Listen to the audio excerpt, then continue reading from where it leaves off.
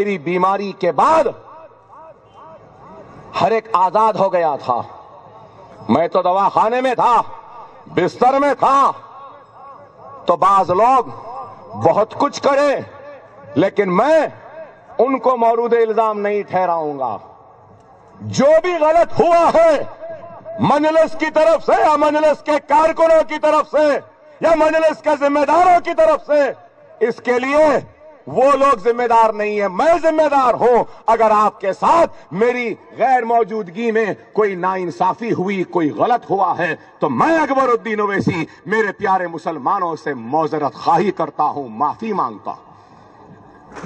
مگر یہ ضرور کہہ رہا ہوں, یہاں کارپوریٹرز بیٹھے ہیں, ان سے بھی کہہ رہا ہوں, کھلے الفاظ میں کہہ رہا ہوں, اپنی جان دے کر, اپنا خون دے کر, اپنی مال دے کے, اپنے آل اولاد کی قربانی دے کر, ان کے خوشیوں کی قربانی دے کر تم کو ٹکٹ دیا ہوں. غریبوں کو لوٹنے کے لیے تم کو ٹکٹ نہیں ملا ہے. غریبوں کا کام کرو.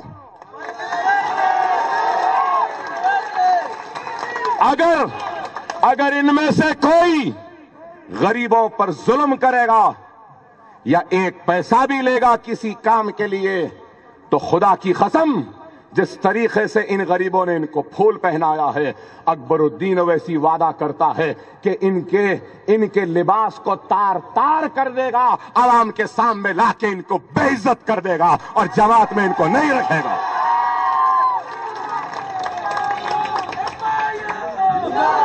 خدا کے لیے کہہ رہا ہوں, میری بات کو سن لو. کوئی غریب گھر بنا رہا ہے تو بنانے دو, ستاؤ نہیں. کوئی پانی کی لائن ڈال رہا ہے تو ڈالنے دو. اگر پیٹ کے پیسے نہیں ہیں تو اپنی جیب سے دینا ان کو, ان سے نہیں لینا. دو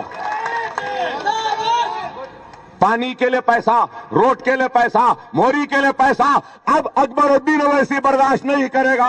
اب اٹھ چکا ہے اپنے بستر سے, اب کھڑا ہے اپنے پیروں پہ. کوئی بھی غریب سے اگر ایک پیسہ لے گا تو خدا کی قسم میں اس کے جسم کا سارا خون لے لوں گا. یہ میرا وعدہ. اب نہیں ہوگا, اب نہیں ہوگا. دیانتداری سے کام کرو. دولت کمانا ہے تو خدا کے لیے کچھ اور کر لو. پیسہ کمانا ہے تو کچھ اور کر لو.